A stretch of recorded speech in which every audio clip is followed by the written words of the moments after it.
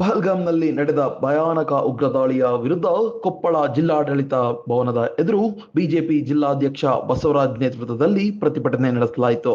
ಇದೇ ವೇಳೆ ಭಾರತದಲ್ಲಿ ಅಕ್ರಮವಾಗಿ ನೆಲೆಸಿರುವ ಪಾಕಿಗಳು ತಕ್ಷಣ ದೇಶ ಬಿಟ್ಟು ಹೊರಡುವಂತೆ ಒತ್ತಾಯಿಸಿದ್ರು. ಇನ್ನು ಪ್ರತಿಭಟನೆಯಲ್ಲಿ ಭಾಗವಹಿಸಿದ್ದ ಎಂಎಲ್ಸಿ ಹೇಮಲತಾ ಪಹಲ್ಗಾಮ್ ದಾಳಿಯಂತಹ ಘಟನೆಗಳ ಹಿಂದೆ ಪಾಕಿಸ್ತಾನ ಬೆಂಬಲಿತ ಉಗ್ರ ಸಂಘಟನೆಗಳ ಕೈವಾಡವಿದೆ ಎಂದು ವಾಗ್ದಾಳಿ ನಡೆಸಿದ್ರು. ರಾಷ್ಟ್ರದ ಸುರಕ್ಷತೆ ನಮ್ಮ ಮೊದಲ ಆದ್ಯತೆ ಎಂಬ ಘೋಷಣೆಗಳನ್ನ ಕೂಗಿ ಕಾಂಗ್ರೆಸ್ ಪಾಕಿಸ್ತಾನ ಪರ ಧೋರಣೆಯನ್ನ ತೊರೆದು ರಾಷ್ಟ್ರದ ಹಿತಕ್ಕಾಗಿ ನಿಂತು ಕಾರ್ಯನಿರ್ವಹಿಸಬೇಕು ಎಂದು ಎಚ್ಚರಿಸಿದ್ರು.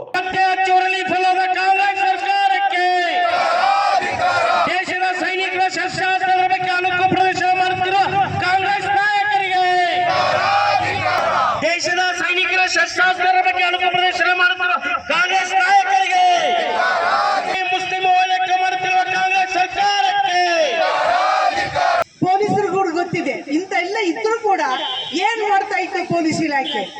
ಅವನನ್ನು ಹೊಡಿತಾರೆ ಅನ್ನಕ್ಕಿಂತ ಮುಂಚೆ ಗೊತ್ತಿತ್ತಂತೆ, ಆದ್ರೆ ಅವನಿಗೆ ಯಾಕೆ ರಕ್ಷಣೆ ಕೊಡ್ಲಿಲ್ಲ ಅಂದ್ರೆ ಇವತ್ತು ಬೇಲಿಯದ್ದೇ ಒಲೆ ಮೇಯ್ತಾ ಇದೆ. ಸಾಲು ಇವತ್ತು ಜಾತಿಯ ಓಲೈಕೆ ರಾಜಕಾರಣ ಮುಖ್ಯಮಂತ್ರಿಗಳು ಮಾಡಿದ್ರೆ ಒಂದು ಕುಟುಂಬವನ್ನು ಉಳಿಸ್ತಕ್ಕಂಥ ಕೆಲಸ ಯುಟಿ ಕಾಂಗ್ರೆಸ್ ಮಾಡ್ತಾ ಇದ್ದಾರೆ.